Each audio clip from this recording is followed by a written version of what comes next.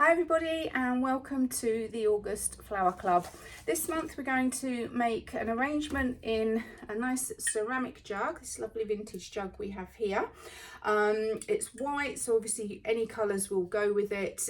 Jugs are really nice for displaying your flowers in, especially this time of year, because as it's very warm, we've got sunshine coming through, the water and bacteria develops a lot more quickly when the water's warm and the sun's coming in. So a nice ceramic vase is a good tip to use during the hot summer months. You still need to change your water really every couple of days or so, just to make sure you know you've got as long as possible from your flowers. So this month we have kind of midsummer selection here. Lovely long stems as always, and a couple of unusual flowers in there that you may not have seen before. So I'm going to do quite an informal arrangement in the jug. We're not going to be doing any spiraled hand type bouquets or anything like that. We want something nice and quick and easy that you can just do at home. Probably take 10 minutes or so, but I'll take slightly longer obviously as I'll run through what everything is. So we're going to start with our foliage. So we've got Pittosporum here, lovely big leaves with the variegated colours, make a really nice structure for an arrangement. I prefer to use this just because it's longer lasting than the smaller leaf Pittosporum with the curly leaves. I find with those they're fine for wedding work and things like that, but if you've got them in an arrangement at home, I do find that the leaves tend to drop quite quickly on that, so I like to use this one. If you're doing bud vases, you can take these two side bits off, but I'm going to keep them for our jug. So nice 45-degree cut, exposing a larger area of stem there. It's a really good idea to use secateurs or these Saccagen scissors. You get a lovely clean cut. A couple of people I've spoken to, you know, do use kitchen scissors, which are fine, but scissors tend to on softer stems, they squash the cells at the bottom of the stems, which then inhibits the water take up. So the water struggles to kind of get to the tops of the stems and can then result in, you know, shorter vase life. And when we're arranging with fresh flowers, we are on a time limit, and we want them to last as long as possible. So with these three, I'm just placing them in the vase, almost in a triangle shape. One here, one at the front. Okay. So that will form the base structure for our arrangement. I'll just angle the camera down slightly so you can see what I'm doing. Might take those down slightly shorter actually, because they are quite tall and we want our flowers to be seen more than the foliage, don't we? Okay, right, that's better.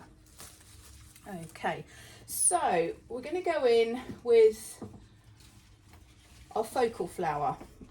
So we've got here some gorgeous rose lilies. They are a lily, but they're a double, what they call rose lily. So you don't have the orange pollen and the big long stamens that stain everything. You may have a couple of little stamens, but just pull them off.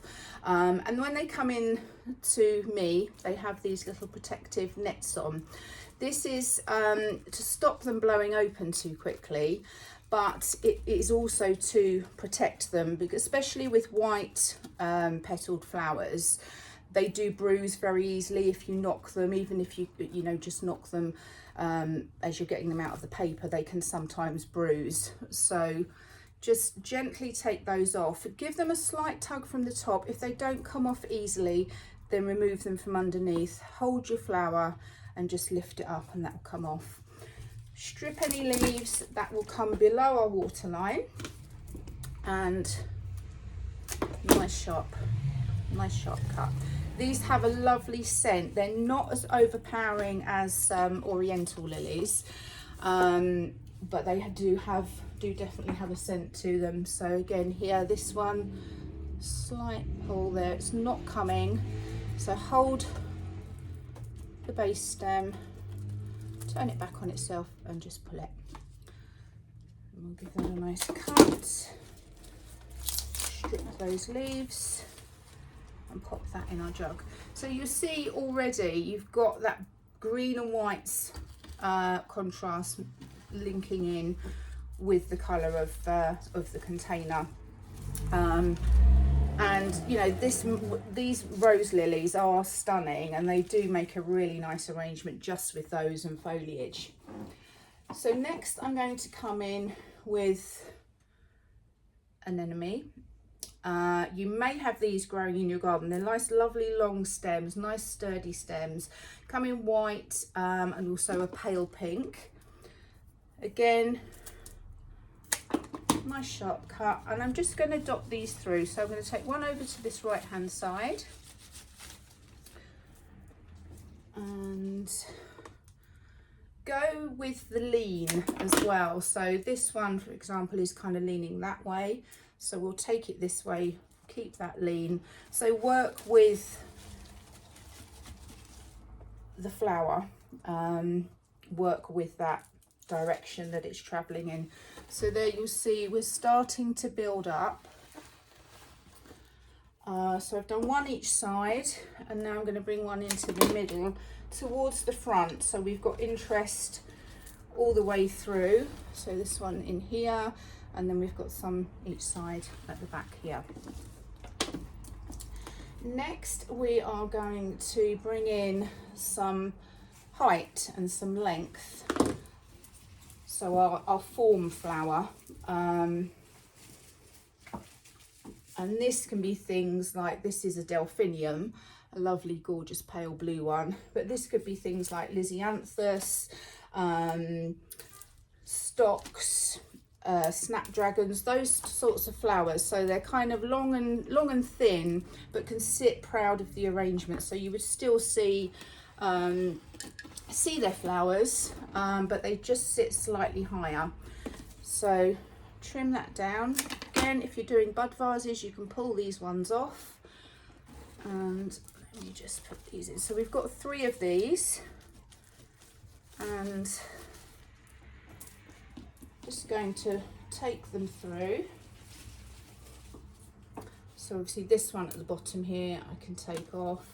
This one at the side's a bit wayward, but they may flower. Some of these ones that are slightly more open may still open, but if not, you know, they do still add some interest. If you've got sweet peas or something from the garden, you can pop them in a bud vase with them, or some roses. So don't waste anything if you can help it. Now this one has got a slight bend in it, so I'm going to prop it up,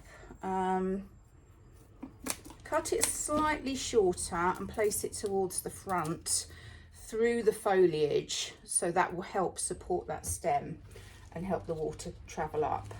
So let's pop it in here. Hopefully it will behave itself and stay upright. So we've got that one there. So you'll see it's starting to come together. As we're keeping the stems longer, it looks fuller, automatically looks fuller and has a bit more impact. Now, these bad boys, celosia, coxcomb, or brains, as us florists call them. So they're kind of like a wow factor. And when I've delivered these this morning to all my lovely Flower Club ladies, everyone was sort of, oh, what's that? That's interesting. So they've got almost like a velvety feel to them. This one is pink with orange edging to it, but they also come in other colours as well. So they come in a lime green. So if you're going for a greens and whites arrangement, they're great. They add a nice bit of texture and something a bit more unusual. They come in very, very deep red, pinks, oranges. So orange is a really good one if you're doing an autumnal arrangement or something for Halloween. They work really well, but they're just they don't do anything other than that. That's how they look, that's how they stay. but they just, again, just add another dimension to your arrangement. So literally just stripping those leaves off, 45-degree cut, and I'm going to pop this one towards the back. You could group them if you wanted a mass of colours. You see it's kind of bringing a bit more colour in now. We've started with the greens and whites, we've added the blue, now we're adding a pop of colour to the display. And then I've also got some of these Helenium. They're part of the sunflower family. Again, you may have some growing in your garden, but the oranges and sort of the deep reds tie in quite nicely with the orange edge of the celosia, and kind of a little nod to autumn. I know we don't want summer to go anywhere just yet, but you know, it's gonna come, it's gonna come. So we're kind of, you know, nice little touch of autumn to our display.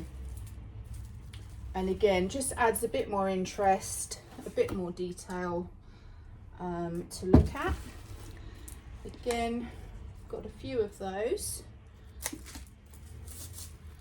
Strip those leaves off. So I've got one at the back to my left. I'm going to bring one down towards the front so that we've got some colour and interest lower down. Now, these two weren't in water overnight. They got caught up with some other stems, so obviously these ones haven't gone out in anybody else's bunches, but they'll be fine in the morning. They'll perk up in my display. So again, these ones, just going to take them over to that right hand side, and I'm just going to take this one here. So again, this has got a bend to it out to the side, so I'm going to pop that one in there just to kind of balance up what we've got going on here. And as I say, that will rehydrate overnight and be absolutely fine. So there is our arrangement for Flower Club. And this is a vintage jug, but it also has a wash bowl with it as well. So I'm going to stand it in there. And I mean, if you've got a kitchen island or a hallway console table, that would look really lovely in there. And as I say, make sure you change the water every couple of days, particularly when it's hot. Don't put your vase on a windowsill where it's going to be in direct sunshine, because you're asking for trouble, really.